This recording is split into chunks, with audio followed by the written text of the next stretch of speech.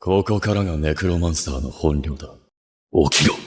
Halo, penggemar anime Solo Leveling. Kembali lagi bersama saya di channel Zero Anime. Gimana nih kabar Om dan Tante-Tante? Apakah kalian semua sehat? Kalau sehat, alhamdulillah ya. Nah, seperti biasa di video kali ini, Mimin akan lanjutkan pembahasan cerita anime Solo Leveling Ragnarok Season 3 ke episode 6, yang dimana setelah Suho berhasil memberikan para hunter rank S sebuah ingatan nostalgia tentang dunia sebelumnya kini, ia pun akan berniat untuk mengumpulkan seluruh hunter di dunia untuk melakukan peperangan besar melawan Apostel Itarim. Tapi sebelum lanjut ke videonya, alangkah baiknya Om dan Tante-Tante subscribe dululah channel Mimin, biar aku lebih semangat lagi bikin videonya. Dan semoga kalian selalu diberikan kesehatan.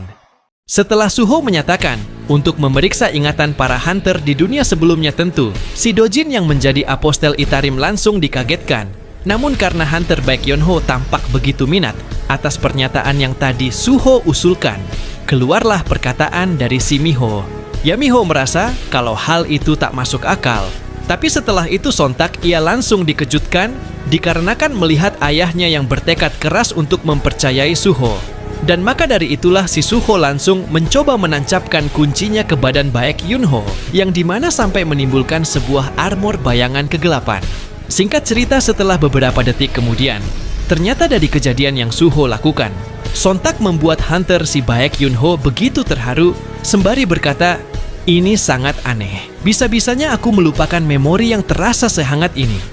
Bahkan, dari perkataan-perkataan yang tadi ia keluarkan seketika membuat si Baek Miho langsung meminta tolong kepada Suho agar ia juga bisa mendapatkan ingatan, namun tidak dengan si Dojin yang tampaknya begitu bingung sembari bergumam. Jadi dunia ini benar-benar telah direset. Kunci itu tidak akan merespon padaku karena aku bukan bagian di dunia ini. Jika itu terjadi, aku akan jadi orang yang paling dicurigai. Apa yang harus kulakukan?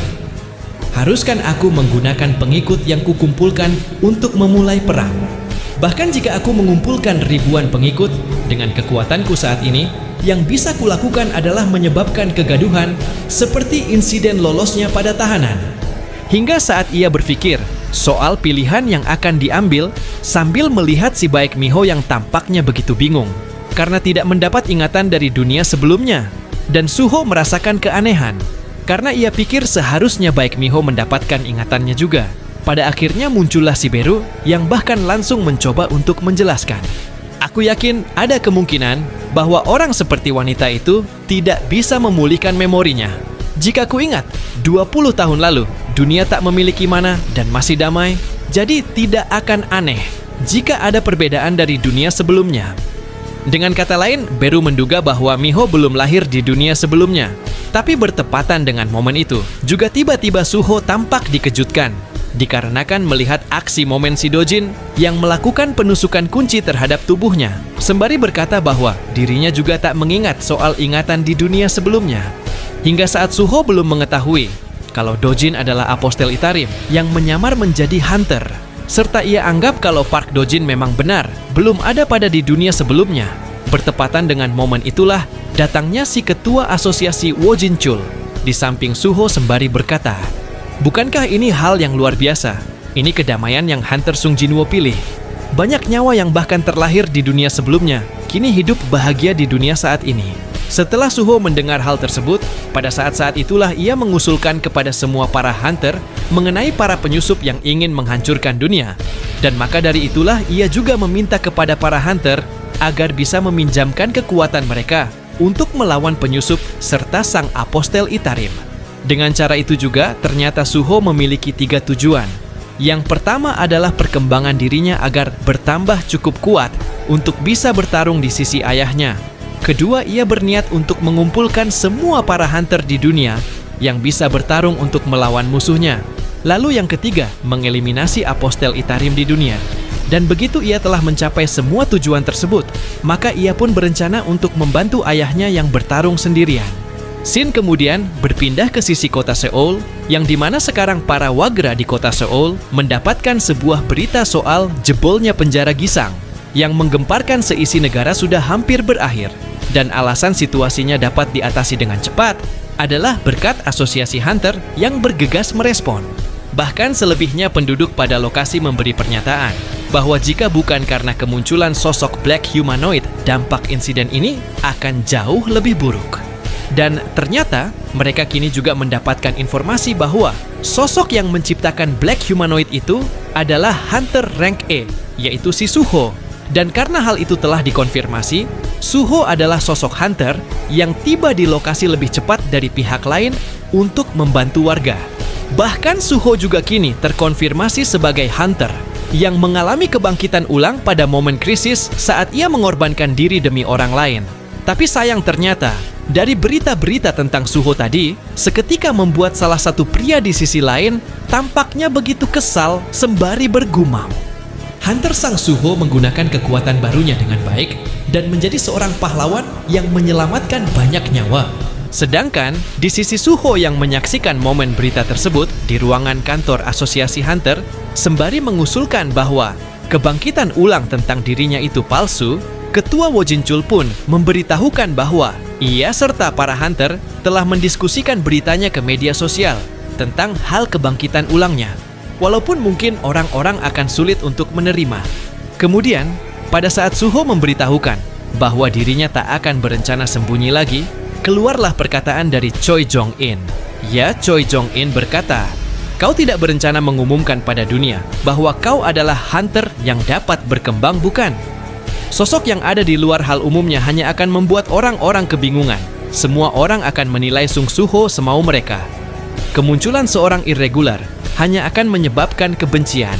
Jika kau ingin mengumpulkan kekuatan di dunia ini untuk melawan Itarim, semangat saja tidak akan cukup kali ini. Kau harus lebih memperhatikan image-mu dan pikirkan soal bagaimana kau akan mengarahkan hati orang-orang ke arah yang kau mau." Dari saran yang dikeluarkan oleh Choi Jong-in tadi, tentu membuat Suho berpikir bahwa dirinya tak bisa untuk mengelak yang bahkan tak bisa untuk melakukannya secara sendirian, meski level kekuatannya akan tinggi. Lalu saat Suho bertanya, "Jika kau memberiku saran itu, apa itu berarti kau berniat untuk membantuku?" Di momen itulah si Hunter Baek Yunho tiba-tiba berdiri sembari langsung menyetujui permintaan dari si Suho. Dikarenakan ia pikir aksi dari Suho membuatnya bisa bergerak. Dan maka dari itulah tentu Baek Yunho mengusulkan mengenai dirinya yang menjadi ketua di Guild Tiger akan mendukung Suho. Choi Jong-in pun juga setuju, namun sempat berkata bahkan Itarim yang membuat Hunter Sung Jinwo kesulitan, entah akan sebaik apa aku bisa membantu, tapi aku tidak bisa hanya diam melihat bumi dihancurkan. Sedangkan di sisi ketua Asosiasi Wojinchul yang menyadari bahwa yang tersisa adalah Hunter Lim Taekyu sontak pas. Pada saat itulah Taekyu pun bertanya kepada Suho, "Apa memang kau yang membunuh Lee Min Sung?"